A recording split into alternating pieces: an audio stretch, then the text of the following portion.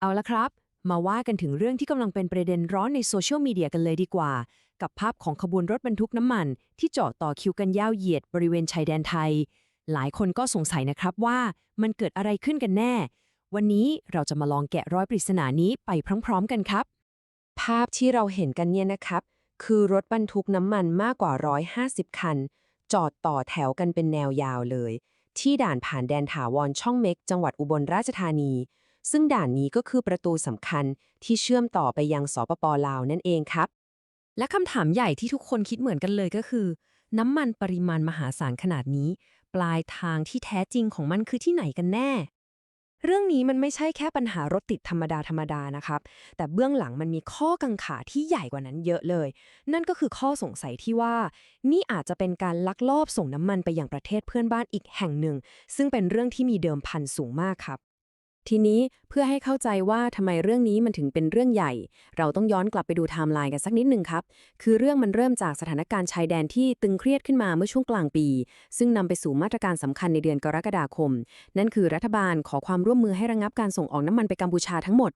จนกระทั่งล่าสุดภาพขบวนรถบรรทุกนี้กลายเป็นไวรัลขึ้นมาแล้วก็จุดประเด็นข่าวลือเรื่องการลักลอบขนส่งขึ้นมาอีกครั้ง ต้องย้ำตรงนี้ก่อนเลยนะครับว่าจุดยืนของรัฐบาลไทยในเรื่องนี้ชัดเจนแล้วก็หนักแน่นมาก ก็คือระงับการส่งออกน้ำมันเชื้อเพลิงสำเร็จรูปไปยังกัมพูชาแบบ100%ไม่ว่าจะผ่านช่องทางไหนก็ตามเพราะข่าวลือมันสะพัดไปขนาดนี้แน่นอนว่าหน่วยงานภาครัฐที่เกี่ยวข้องก็ต้องออกมาชี้แจงข้อเท็จจริงทั้งหมดพร้อมๆกันครับแล้วก็ไม่ใช่แค่หน่วยงานเดียวนะครับที่ออกมาพูดแต่เป็นการทำงานร่วมกันของทั้งกระทรวงพลังงาน กรมศุลกากรแล้วก็สภาความมั่นคงแห่งชาติหรือสมชเพื่อให้ข้อมูลที่ออกมาเนี่ยมันเป็นไปในทิศทางเดียวกันแล้วก็ชัดเจนที่สุดแต่คำชี้แจงที่น่าสนใจมากๆเลยเนี่ยมาจากโฆษกกระทรวงพลังงานครับคือเขาบอกว่าไอ้ภาพรถติดยาวเหยียดเนี่ยไม่ใช่สัญญาณของการลักลอบนะแต่กลับกันมันคือหลักฐานที่แสดงให้เห็นถึงการควบคุมที่เข้มงวดขึ้นต่างหากเพื่อให้มั่นใจว่าน้ำมันทุกลิตรจะถูกส่งไปถึงปลายทางในลาวจริงๆ โอเค ฟังคำชี้แจงไปแล้ว ทีนี้เรามาดูสิ่งที่น่าจะชัดเจนที่สุดดีกว่า นั่นก็คือตัวเลขครับ เพราะว่าตัวเลขเนี่ยมันไม่เคยโกหกใคร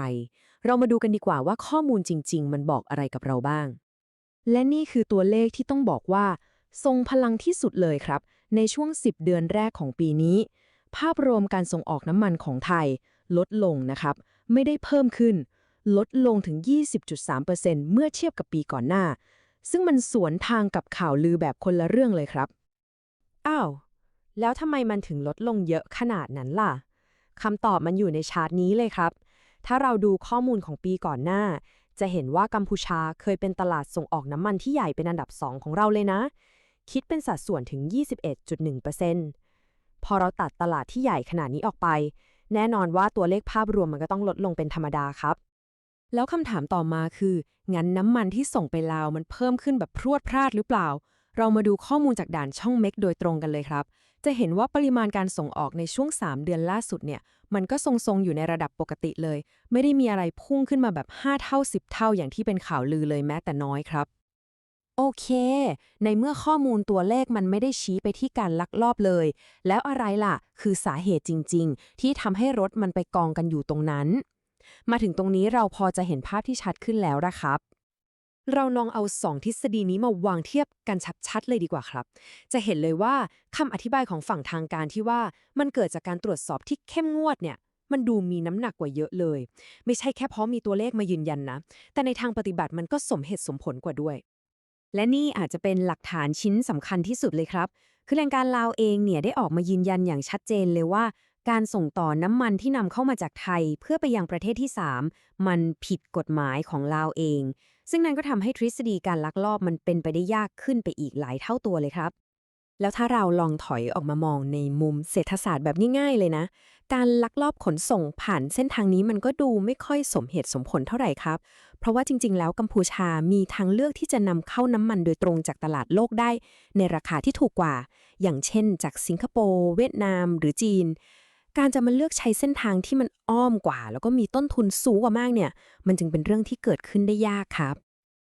สุดท้ายแล้วนะครับ เรื่องราวทั้งหมดนี้มันสะท้อนให้เห็นถึงหลักการใหญ่ที่รัฐบาลใช้ในการตัดสินใจและดำเนินนโยบายต่างๆ หลักการที่ว่าก็คือเมื่อไหร่ก็ตามที่เรื่องความมั่นคงของชาติมันอยู่ในสถานการณ์ที่เปราะบางการค้าแต่ต้องเป็นเรื่องรองครับนี่คือนโยบายที่ชัดเจนซึ่งเป็นที่มาของมาตรการทั้งหมดที่เราเห็นกันอยู่ และถ้าใครยังสงสัยว่ารัฐบาลจริงจังกับเรื่องนี้แค่ไหนให้ดูตัวเลขนี้ครับงบประมาณเพิ่มเติมกว่า 2,400 ล้านบาทที่คณะรัฐมนตรีอนุมัติให้กับกองทัพเพื่อใช้ในปฏิบัติการชายแดนด้านตะวันออกโดยเฉพาะนี่คือการยืนยันที่ชัดเจนมากว่ารัฐบาลให้ความสำคัญกับนโยบายด้านความมั่นคงนี้มากขนาดไหน เรื่องนี้เลยทิ้งคำถามที่น่าสนใจไว้ให้เราคิดกันต่อนะครับว่าในสถานการณ์ที่ซับซ้อนแบบนี้เราจะหาจุดสมดุลระหว่างความจำเป็นด้านความมั่นคงของชาติกับผลประโยชน์ทางการค้าข้ามพรมแดนได้ยังไงตรงไหนคือจุดที่พอดีนี่เป็นโจทย์ใหญ่ที่ต้องหาคำตอบที่เหมาะสมกันต่อไปครับ